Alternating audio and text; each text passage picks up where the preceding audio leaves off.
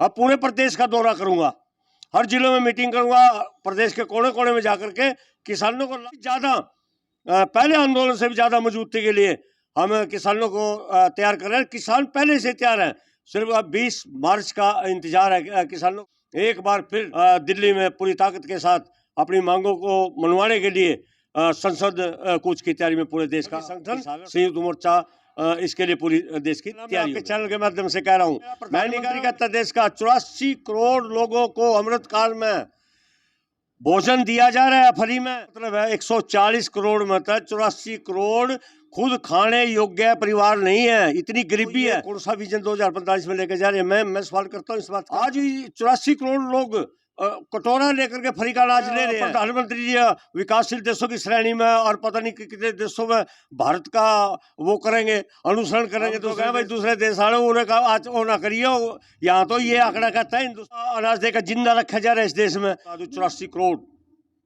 जिनको मुफ्त में अनाज देकर जिंदा रखा जा रहा है, तो ये देश कब विकासशील देश बनेगा? कब इसमें लोगों की आय बढ़ेगी? अपने पैरों पर 84 करोड़ लोग खड़े होंगे वो जो अपनी जेब से और अपनी कमाई से अनाज खरीद करके, कपड़ा खरीद करके और अपने बच्चों की अच्छी एजुकेशन। ये बहुत गंभीर विषय है, देश को सोचना पड़ेगा। काम है आवाज उठाना, सर नहीं छोड़ते, पूरा 100% अपना काम नहीं माने तो बार बार आंदोलन किए जाते हैं। आपके सामने सारा आंदोलन के बलबूते ही आज हरियाणा के अंदर करनाल शुगर मिल और पानीपत शुगर मिल नए लगाए। 7800 करोड़ रुपए बिजली बिलों का बकाया था। बच्चा की सर्विस के लिए फॉर्म भरना जाता तो पहले उससे बिजली बोर्ड का एनओसी लेटर लिया जाता। 100 करोड़ का समझौता 400 करोड़ में किया गया। बिजली जो तैयार करेगा, जो सारा ढांचा जो खड़ा किया गया वो किसान मजदूर के पसीने से खड़ा किया गया। इसको ये प्राइवेट सेक्टर में सौंपने जा रहे हैं। 1 साल से भी ज्यादा समय व्यतीत हो गया, सरकार उसके ऊपर बोलने को भी तैयार। बल्कि एक दिन तो कृषि मंत्री ने तोमर ने ये कह दिया कि हमने सारी मांग पूरी कर। देख रहे हैं जनता दल का मैं हूं MS निर्मल। इस समय किसान हैं फिर आंदोलन की तरफ बढ़ रहे हैं। आंदोलन का प्रमुख कारण वही है, किसानों ने 13 महीने दिल्ली के चारों तरफ बॉर्डरों पर आंदोलन किया था अपनी मांगों को लेकर के। सरकार ने वायदा तो किया था किसानों से कि उनकी मांगों को पूरा किया जाएगा। एक मांग सिर्फ पूरी हुई है, जो कृषि कानून थे जिनको किसान काले कानून कहते थे वो तो वापस ले लिए गए, लेकिन किसानों की जो दूसरी मांगे थी वो पूरी नहीं हुई। इसलिए किसानों में रोष है, किसानों में आक्रोश है और इस रोष और आक्रोश की वजह से किसान दिल्ली कूच की तैयारी कर रहे हैं। वो क्या तैयारी है, किस तरह की रूपरेखा तय करेंगे, यहाँ किसान नेता मौजूद हैं, इनसे जानेंगे। रतन मांझी भारतीय किसान यूनियन के प्रदेश अध्यक्ष अपने पूरे साथियों के साथ, पूरी टीम के साथ किसानों के बीच जा रहे हैं, किसानों को समझा रहे हैं। उनसे जानेंगे कि आखिर ये जो किसानों में दोबारा से आंदोलन की जो तैयारी करने की आखिर मकसद क्या है, जरूरत क्यों पड़ गई। रतन मांझी, जनता दल पर आपका स्वागत है। बिल्कुल, जनता दल का सभी दर्शकों का किसान परिवार की ओर से और भारतीय किसानों की तरफ से बहुत बहुत आभार। ये बात बिल्कुल सही है कि जो केंद्र सरकार ने जो वायदा किया था इसमें 1.25 साल के करीब हो गया और अब तक सरकार वायदे पूरे नहीं कर रही है। MSP और खरीद गारंटी का कानून बनाने का सबसे बड़ा हमारा मांग है पूरे देश के किसान की। और बिजली का बिल है, पराली का बिल है, बहुत सारी चीज़ें अभी सरकार लागू नहीं कर रही। हाँ, तो उसको लेकर के जो कुरुक्षेत्र में स्कैम की जो मीटिंग हुई है संयुक्त किसान मोर्चा की, तो दिल्ली एक बार फिर किसान जाने को तैयार है। सभी मजदूर, किसान और सभी साधनों से, चाहे पैदल जत्थे, ट्रैक्टरों में, ट्रॉलियों में, बैलगाड़ियों में, मोटरसाइकिल पे, कारों में, बसों में, रेलों में, हर साधन से किसान संसद कूच करेगा। जो देश की बड़ी पंचायत मानी जाती है संसद भवन या संसद, तो उसके सामने जाकर के फिर किसान इस भाजपा सरकार के खिलाफ सवाल खड़े करेगा जाकर के कि ये देश की संसद को झूठा ये बना रहे हैं, खुद ये झूठे बने हुए हैं, बेईमान हैं, मकार हैं और वादे के बाद भी ये किसान के साथ नहीं खड़े हैं। तो ये पूरी तैयारी चल रही है। भारतीय किसान यूनियन भी एक संयुक्त किसान मोर्चे का घटक है, माननीय राकेश टिकैत जी के नेतृत्व में और युद्धवीर जी जो राष्ट्रीय महासचिव हैं उनके सानिध्य में प्रदेश में दौरे शुरू कर दिए हैं। तो उसके लिए गांव-गांव में जाकर के जो कार्यकर्ताओं की जो टीम बनाई जा रही है, अब पूरे प्रदेश का दौरा करूंगा, हर जिलों में मीटिंग करूंगा, प्रदेश के कोने कोने में जाकर के किसानों को लामबंद कर, उससे भी ज़्यादा पहले आंदोलन से भी ज़्यादा मजबूती के लिए हम किसानों को तैयार कर रहे हैं। किसान पहले से तैयार है, सिर्फ अब 20 मार्च का इंतजार है किसानों का। एक बार फिर दिल्ली में पूरी ताकत के साथ अपनी मांगों को मनवाने के लिए संसद कूच की तैयारी में पूरे देश का किसान और सभी संगठन संयुक्त मोर्चा इसके लिए पूरी देश की तैयारियों में है। ये किसान तैयारी में है, लेकिन एक बात और जानना चाह रहे हैं, हमारे दर्शकों का सवाल आ रहा है कि ये किसान क्या ये सरकार से नाखुश हैं, या सरकार की नीतियों से नाखुश है, या सरकार के जो कार्य प्रणाली है उससे नाखुश है? ये भारतीय जनता पार्टी के नेताओं से नाखुश है, क्योंकि लोगों में एक प्रचार बार बार भारतीय जनता पार्टी के लोग छेड़ रहे हैं कि ये जो बार बार किसान आंदोलन कर रहे हैं ये किसानों के हितैषी नहीं है, सरकार के और भारतीय जनता पार्टी के खिलाफ है। आप क्या कहना चाहेंगे? नहीं नहीं, हम किसी पार्टी के और किसी के खिलाफ नहीं है। हम हैं भारत सरकार से निराश हैं, क्योंकि भारत सरकार ने झूठ बोल रहा है। जो भारत सरकार के प्रधानमंत्री हैं माननीय नरेंद्र मोदी, सबसे बड़ा झूठ बोलने में माहिर है और किसानों के मुद्दे में तो बहुत ही ज़्यादा मतलब वादा खिलाफी कर रहे हैं। तो व्यक्ति विशेष से, किसी विशेष पार्टी से हमारा कभी भी पिछले 40-50 साल के आंदोलन में कभी इस तरह का विरोध नहीं रहता। हमारा है इनकी नीतियों से, इनकी झूठ से और अपनी मांग मनवाने के लिए हमारा आंदोलन का फोकस और हमारी सोच इस पर रहती है हमेशा। तो फिर ये सवाल एक बार बार उठ रहा है कि ये सरकार यूं कहती है कि किसानों के सबसे बड़े यदि हितों के काम किए हैं तो भारतीय जनता पार्टी की सरकार ने, नरेंद्र मोदी की सरकार ने किए हैं, और पीछे वायदा भी हुआ था कि 2022 में किसानों की आय भी दुगनी हो जाएगी। क्या ये हुई है? लेकिन एक सवाल और भी पूछूंगा कि जब ये सत्ता में आए थे नरेंद्र मोदी जी, तो सत्ता में आने से पहले किसानों को जो न्यूनतम समर्थन मूल्य है वो देने की बात हुई थी। क्या वो मिला है किसानों को? और किसानों के हितों में बहुत सारी बातें इन्होंने की थी। लगभग जितनी भी प्रमुख स्टेजें होती थी, प्रमुख इनके बड़े बड़े जनसभाएं जलसे होते थे, उसमें किसानों के हितों की बातें होती थी। क्या वो 8 साल का वक्त हो चुका है सत्ता में बैठे हुए प्रधानमंत्री को, क्या वो पूरे हुए? ये सभी जानते हैं, सभी हर रोज ये बात दोहराई जा रही है। अब मैं ये कहूँ, इन्होंने आज़ादी का अमृतकाल घोषित कर रखा है, 2045 पे लेके चले गए। ये भी है, पहला 2022 पे लेके आए, अब ये पूरे देश को विजन दिखा रहे हैं 2045 का। और यानी यूं कहना चाह रहे हैं कि 2045 तक हम ही रहेंगे? हाँ, इनके इरादे यही है। और मैं ये कहना चाहूँ, प्रधानमंत्री जी क्या कहते हैं, कोई हमारे देश के नागरिक शायद ध्यान नहीं देते इसके, जो ये बड़े बड़े गोपोड़े छोड़ता है यूँ। अब खुद भारत सरकार के आंकड़े हैं, भारत सरकार के प्रधानमंत्री का बयान है, देश के 84 करोड़ जनता को फ्री में अनाज दिया जा रहा है। 84 करोड़, ध्यान करना, मैं आपके चैनल के माध्यम से कह रहा हूँ, मैं नहीं कह रहा हूँ, मेरा प्रधानमंत्री कहता है देश का 84 करोड़ लोगों को अमृतकाल में भोजन दिया जा रहा है फ्री में। उसका क्या मतलब है? 140 करोड़ में था, 84 करोड़ खुद खाने योग्य परिवार नहीं है, इतनी गरीबी है। तो ये कौन सा विजन 2045 में लेके जा रहे हैं? मैं सवाल करता हूँ इस बात का। आज 84 करोड़ लोग कटोरा लेकर के फ्री का अनाज ले रहे हैं और अपना जीवन जी रहे हैं। देखिए, और प्रधानमंत्री जी विकासशील देशों की श्रेणी में और पता नहीं कितने देशों में भारत का वो करेंगे, अनुसरण करेंगे दूसरे देश। हम तो कहें भाई दूसरे देश आए उन्हें कहा आज वो ना करिए, यहाँ तो ये आंकड़ा कहता है हिंदुस्तान का। तो आप सवाल उठाते आय दुगनी का, आय दुगनी ये कर देंगे लोग, जिस देश में 84 करोड़ में फिर दोहरा रहा हूँ इस बात को, जिनको फ्री अनाज देकर जिंदा रखा जा रहा है इस देश में। नहीं, ये फ्री अनाज देकर जिंदा रखने की बात है, या सिर्फ वोटों के लिए इस तरह के जो ये दिए जा रहे हैं उपहार, इसको उपहार ही कहेंगे हम, क्योंकि अब इलेक्शन का दौर फिर आ गया है और ये शायद उसी इलेक्शन में लोगों को प्रभावित करने के लिए उपहार नहीं है, उपहार नहीं है, उपहार शब्द गलत है, खैरात। उन वोटों को जिंदा रखना है देश में। ये गरीब रखे और अपनी मतलब वोट तैयार करते हैं। मेरा असली कहने का मकसद ये है कि जिस देश में, फिर मैं ये आंकड़ा दोहरा दूं, 84 करोड़ जिनको मुफ्त में अनाज देकर जिंदा रखा जा रहा है, तो ये देश कब विकासशील देश बनेगा? कब इसमें लोगों की आय बढ़ेगी? कब अपने पैरों पर 84 करोड़ लोग खड़े होंगे? कब खड़े होंगे वो जो अपनी जेब से और अपनी कमाई से अनाज खरीद करके, कपड़ा खरीद करके और अपने बच्चों के अच्छी एजुकेशन दिला पाएंगे? ये बहुत गंभीर विषय है, देश को सोचना पड़ेगा इसके लिए। देश को सोचना पड़ेगा, लेकिन फिर आपके पास लौटेंगे इस समय जो भारतीय किसान यूनियन के प्रवक्ता हैं सुरेंद्र जी, हाँ। और इनसे जानना चाहेंगे। सुरेंद्र जी, जनता एलका पर सबसे पहले स्वागत है।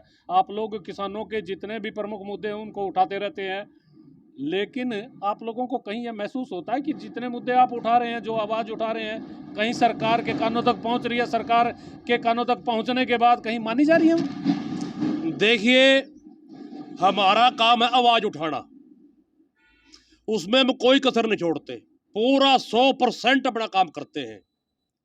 बाकी सरकार के ऊपर डिपेंड है, उसको मानने ना मानने। अगर नहीं माने तो बार बार आंदोलन किए जाते हैं, आपके सामने है सारा कुछ। तो हम तो अपना 100% देते हैं, और हालांकि माननी भी जाती है। ऐसी बात नहीं, पिछले प्लान की बात मैं आपको बताना चाहूंगा।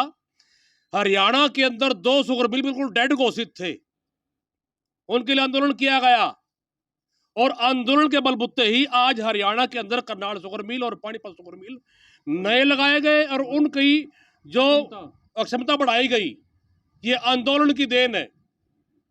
दूसरी जो मैं प्रमुख बात कहना चाह रहा था, मेरा कहने का ये मतलब है कि आप लोग आंदोलन करते हैं, आवाज भी उठाते हैं, सरकार के कानों तक भी पहुंचती है। आप लोगों को क्या लगता है कि ये जो सत्ता में बैठे हुए लोग हैं, ये शायद किसानों के हितों में काम करने की इनकी नियत ही नहीं है? ऐसा कुछ लग रहा बिल्कुल है? बिल्कुल, सरकार की नियत में खोट है। सरकार देखिए, इन्होंने जो नया व्हीकल एक्ट लेकर आए हैं, हालांकि उसके बारे में पता नहीं सच्ची है झूठी, आजकल ये फेसबुक के माध्यम से पता चल रहा है कि सरकार ने वापस ले लिया है और आरसी रिन्यू कराई जा रही है। नहीं तो कितना बड़ा भद्दा मजाक था, कितना गंदा कानून था सरकार ने जो बनाया था, कितनी आवाज उठाई। और इससे अलग मैं बताना चाहूंगा आपको, हरियाणा के अंदर जो हमारा दक्षिणी हरियाणा का हिस्सा है, ज्यादातर उसकी बात है, 7800 करोड़ रुपए बिजली बिलों का बकाया था। आंदोलन किया गया, लोग बहुत परेशान थे। कोई भी बच्चा की सर्विस के लिए फॉर्म भरने जाता तो पहले उससे बिजली बोर्ड का एनओसी लेटर लिया जाता। किसी के पास नहीं थे, किसी के 12 लाख, किसी के 15 लाख, 20-20 लाख बकाया थे। आंदोलन किया गया, सरकार के साथ मीटिंगें हुई कई दफा, और वो हालांकि वो बात मानी गई। 7800 करोड़ का समझौता 400 करोड़ में किया गया। ये देखिए, किसानों के हकों की आवाज़ें उठती भी रहती हैं और उनकी कुछ मांगें मानी जाती हैं, लेकिन अधिकतर मांगें यूं ही के यूं ही खड़ी रहती हैं, मुंह बाए हुए। फिर किसानों को उम्मीद होती है कि शायद सरकार कुछ दिन के बाद कर देगी, सरकार की कुछ मजबूरियां हो सकती हैं, लेकिन जब सरकार कहीं नहीं उसके कानों पर जूं रेंगती, फिर किसानों को दोबारा खड़ा होना पड़ता है। आपको क्या लग रहा है, ये जो सत्ता जब से ये भारतीय जनता पार्टी की आई है देश में, प्रदेश में, ये कहीं किसानों की आवाज़ सुनते हैं या उनको कहीं पूरा करते हैं? अगर ये सुनते तो आंदोलन क्यों करने पड़ते? ये तो मजबूरी में तो कर रहे हैं। कौन अपने घर को छोड़ के, अपने सुख चैन को, अपने काम को छोड़ के, अपने परिवार को छोड़ के सड़कों पे घूमेगा, सड़कों पे लेटेगा? कुछ दिन पागल कुत्ते ने तो इनको काटा नहीं। इनकी मजबूरी है, अपने पेट के लिए नहीं जाना पड़ता है, क्या करें? ये देखिए, पेट के लिए क्या नहीं करता, और यही सवाल फिर उठ रहा है। मैं रत्नमान जी से 2-3 चीज़ें जानना चाहूँगा कि ये जो आप आंदोलन कर रहे हैं, ये दिल्ली कूच करेंगे 20 मार्च को, ये दिल्ली कूच को लेकर के तैयारियां क्या क्या होंगी, मांगे क्या क्या रहेंगी, हमारे दर्शक जानना चाह रहे हैं। जरा मैं दर्शकों से अनुरोध करूंगा कि हमारे चैनल को लाइक भी करें, सब्सक्राइब भी करें, और हमारा उत्साहवर्धन जरूर करें। देखते रहिए जनता एल का। और इस समय हम बात कर रहे हैं रत्नमान जी से। रत्नमान जी, जी, क्या क्या मुद्दे रहेंगे, क्या क्या मांगे रहेंगी? सबसे बड़ा प्रमुख मुद्दा देश के किसान और मजदूर का यह कि एमएसपी व खरीद गारंटी का कानून बनाया जाए और खरीद सुनिश्चित होनी चाहिए। ये सबसे बड़ा है। देश के किसान और मजदूर की कर्ज मुक्ति का भी इसके साथ मुद्दा है। और जो पराली का बिल है, 5 करोड़ का जुर्माना, 5 साल की कैद, जो ये प्रावधान किया गया है। और जो बिजली का बिल है 2020, जो ये बिजली का सारा काम प्राइवेट सेक्टर में देने जा रहे हैं, और उससे रोजगार खत्म होंगे, बिजली पर एकाधिकार हो जाएगा। जो ये बिजली जो तैयार करेगा, जो सारा ढांचा जो खड़ा किया गया, वो किसान मजदूर के पसीने से खड़ा किया गया है ये, और अब इसको ये प्राइवेट सेक्टर में सौंपने जा रहे हैं। तो ये भी प्रभाव पड़ेगा उसका? हाँ, बिल्कुल, सब पे पड़ेगा, आम जनता पे भी पड़ेगा, उसका प्रभाव पड़ना शुरू हो चुका है। तो इनको लेकर के, और इसके साथ साथ जो भारत सरकार की वादा खिलाफी है, जो दिल्ली आंदोलन में जब इन्होंने भारत सरकार के सेक्रेटरी ने 506 बातें लिख करके भेजी थी, भी इसके लिए सरकार तैयार है, हम करेंगे, लेकिन ये बहुत सारा 1 साल से भी ज़्यादा समय व्यतीत हो गया, सरकार उसके ऊपर बोलने को भी तैयार नहीं है। बल्कि एक दिन तो कृषि मंत्री ने तोमर ने यह कह दिया कि हमने सारी मांग पूरी कर दी। तो अब इसी बात को लेकर के वादा खिलाफी भारत सरकार को लेकर के संसद की तरफ देश का किसान बहुत भारी ताकत में कूच करने जा रहा है 20 मार्च को कूच करेगा। लेकिन इस कूच से पहले जो लोगों में, किसानों में इस सरकार की नीतियों को लेकर के किस तरह का माहौल बना हुआ है, आप कुछ कहना चाहेंगे? सरकार की जो किसान के प्रति नीति है वो नीतियाँ ठीक नहीं है, इनकी मंशा ठीक नहीं है। देखो, जब देश का किसान की अर्थव्यवस्था ही खराब हो जाएगी देश की, तो देश तरक्की कहाँ कर पाएगा। जब प्रधानमंत्री ने ये कहा था कि आपको सभी फसलों का एमएसपी दिया जाएगा, लेकिन आज तक किसानों को एमएसपी नहीं दिया गया। किसान बार बार संघर्ष करे, हमने 750 किसानों की शहादत दे दी। इन्होंने आज तक किसी भी माई के लाल ने 1 मिनट के लिए भी मौन नहीं रखा। अगर संसद में कुत्ता मर जाए उसके लिए भी मौन रखते हैं, झंडा नीचे कर देते हैं ये लोग, सारी परंपरा करते हैं। लेकिन एक किसान जो देश की अर्थव्यवस्था को सुचारू रूप से चलाने के लिए काम करता, दिन रात इनके लिए अन्न पैदा करता है, लेकिन उसके लिए इनके पास कोई टाइम नहीं है। ऐसी नालायक और ऐसे भद्दे ये सरकार है जो कि किसानों को मारने के ऊपर तुली हुई है। लेकिन ये ज़्यादा दिन चलने वाली नहीं है, ये तानाशाह सरकार है और इसके विरोध जनता में पूरा विरोध है, आक्रोश है इनके प्रति। जो है सारे किसान एकजुट हो गए, 20 मार्च को दोबारा फिर संसद में धरना देंगे। ये देखिए, संसद में कूच की तैयारी हो रही, किसानों में रोष भी है, आक्रोश भी है सरकार की नीतियों को लेकर के। लेकिन बात घूम फिर करके फिर वहीं आ जाती है।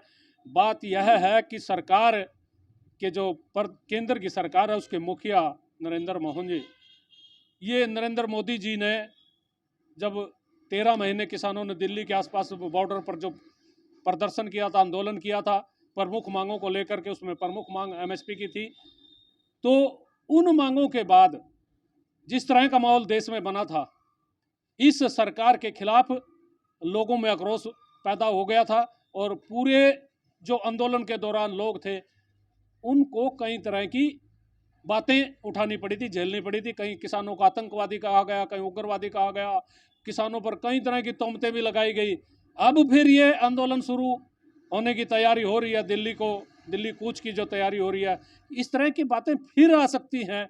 और प्रधानमंत्री की वो जो झुक करके माफ़ी मांगनी किसानों से, क्या लग रहा है आपको कि आगे तैयारी भी है 2024 की?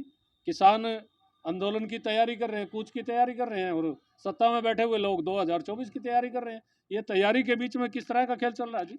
नहीं, हमारी तैयारी है एमएसपी खरीद गारंटी कानून बनवाने की, देश के किसान मजदूर को कर्ज मुक्त करवाने की, और ये बिजली नालायक हाथों में ना जाए, ये मुद्दे जो दोहराए गए हैं, हमारी तैयारी इसको लेकर के है। लेकिन भारत सरकार जरूर 2024 तलाशना शुरू कर दिया है। इन्हें बड़े बड़े दौरे और 2024 का मिशन देना, पता नहीं क्या क्या तरह तरह के नाम दे करके ये अपना कैंपेन देना शुरू कर दिया है। और हमारा आंदोलन का फोकस अपनी डिमांड्स पे रहेगा और उनको मनवाने का, उनका लागू करवाने के लिए पूरे देश का किसान आंदोलन खड़ा दोबारा होने जा रहा है और हमारा फोकस उस पर रहेगा। ये 2024 में तो राजनीतिक लोग लंगोटा पीट रहे हैं अभी से ही, और जब 2024 आएगा तो फिर संयुक्त किसान मोर्चा संभव होता है इसके ऊपर कोई चर्चा विषय करके कोई फैसला भी लिया जा सकता है। अच्छा, एक चीज़ और दर्शक जानना चाह रहे हैं भाई, यदि सरकार नहीं माननी, आप लोग आंदोलन कर रहे हैं, फिर वहाँ लंबा कोई आंदोलन छिड़ गया, तो क्या 2024 में इसका कोई जवाब दिया जाएगा किसानों की तरफ? देखिए, भारत देश कृषि प्रधान देश है, यहाँ किसानों की बहुत बड़ी संख्या देश में है, एक बहुत बड़ा वर्ग है, समुदाय है, हर प्रदेश में है, देश के हर प्रदेश में किसान है। कई सेब का किसान है, तम्बाकू का किसान है, पटसन का किसान है, कई सब्जियों का किसान है, कई हर तरह का किसान देश में है और इनकी नीतियों से प्रभावित है। तो ये सारा जो मतलब जो 2024 की जो आप वो बात कह रहे हो, अगर किसी समुदाय की नाराजगी होगी तो कुदरती बात है, उसके अगेंस्ट आ जाएगा। लेकिन इससे अलावा मैं ये कह चुका हूँ कि जब चुनावी पूरा माहौल होगा तो संयुक्त किसान मोर्चा से मैं कह चुका हूँ, संभवतः उसके ऊपर उस समय भी विचार किया जा सकता है। मतलब तैयारी हो सकती है। हाँ, हो ही सकती है भाई। वो देखो, ये तो सीधी सीधी बात है, इसमें तो कोई वो नहीं है। सरकार, फिर बात तो ये है, भाई सरकार मान लेगी, क्या सरकार को वोट दोगे? ये बड़ा एक टिपिकल सा कहो और इस तरह का मुद्दा है इस वक्त। इस पे अभी ज़्यादा, और मेरा इतनी बड़ी हैसियत भी नहीं है मैं उस पर ज़्यादा इतना कुछ कह पाऊँ। मैं ये कहता हूँ कि बिल्कुल जब वो समय आएगा, देश का संयुक्त किसान मोर्चा इस विषय पर भी बात करेगा। इस विषय पर भी बात करेगा, यानी खुल करके दर्शकों आपको कुछ बताना नहीं चाह रहे हैं, लेकिन मन में बात वही है, क्योंकि जब कोई बात नहीं मानता तो उनके पास कोई चारा नहीं होता। और ये वोट की ताकत लोकतंत्र में बहुत बड़ी ताकत होती है। मैं जो सुरेंद्र जी से जानना चाहूँगा कि ये जो वोट की ताकत है, क्या इसका इस्तेमाल होगा चुनाव में फिर? और अगर सरकार ने बात नहीं मानी तो संयुक्त मोर्चा इस बार जरूर कुछ ना कुछ फैसला अवश्य लेगा, और लेना भी चाहिए। सरकार, ये सरकार बनाई किसने है? किसानों के द्वारा तो बनाई हुई है ये, और किसानों की ये बात नहीं मान रहे तो फिर क्या करेंगे? और तो इस बार ऐसी बात नहीं है, 2024 चुनाव नजदीक है और आंदोलन की तैयारी है। अगर सरकार ने बात नहीं मानी तो संयुक्त मोर्चा अवश्य इसके बारे में कुछ फैसला लेगा, और वो फैसला किसके पक्ष में होगा, किसके विरुद्ध होगा, अंदाजा आप खुद लगा लीजिए। दर्शकों, ये तो स्पष्ट सी बात है, जब सरकार से जो सत्ता में बैठे हुए नेता हैं, जब लोग, जनता उनसे नाराज होती है, तो स्वाभाविक सी बात है फैसला उनके खिलाफ ही होगा। बिल्कुल होगा है ये, जी? बिल्कुल होगा। और क्या करेंगे, क्या और कर क्या सकते हैं? लास्ट में फिर यही बचता है, फिर इस पे भी कोशिश करके देख लेंगे। लोकतंत्र में बड़ा हथियार वोट का है। बात नहीं मानेंगे तो फिर हम भी, ये बात नहीं मानेंगे तो हम भी कुछ। हाँ, बिल्कुल पूरा देश का फैसला इसके ऊपर लिया जाएगा, जरूर लिया जाएगा। पूरे देश का फैसला बिल्कुल लिया जाएगा, इनके खिलाफ लिया जाएगा, बिल्कुल लिया जाएगा, पक्का। बिल्कुल। और इनको मुंह तोड़ जवाब भी दिया जाएगा। वोट की चोट तो नहीं पड़ेगी। हाँ, वोट की चोट से, जैसे बंगाल में दिया था नहीं, ऐसे ही ये फिर भागते दिखाई देंगे, यहाँ रुक नहीं पाएंगे फिर ये वोट की चोट होगी या किसान अपनी मांगों को मनवा करके उठेंगे तो आने वाला वक्त बताएगा। लेकिन जो सत्ता में बैठे हुए नेता हैं, उनको ये समझ लेना चाहिए, किसान फिर लामबंद हो रहा है अपनी मांगों को लेकर के, सरकार के जो वायदा खिलाफी हुई है उसको लेकर के, और इस सरकार को ये बताने के लिए कि किसान इस देश में बहुत बड़ी तादाद में है, और लोकतंत्र में जिनकी संख्या भारी होती है, जिनकी संख्या अधिक होती है, उनकी बात सुनी जानी चाहिए। यदि उनकी बात एक बार सत्ता में बैठे हुए नेता या कोई भी दल नहीं सुनेगा तो फिर परिणाम चुनाव में उनको भुगतने पड़ेंगे। मैं अपने सहयोगी पंकज के साथ MS निर्मल।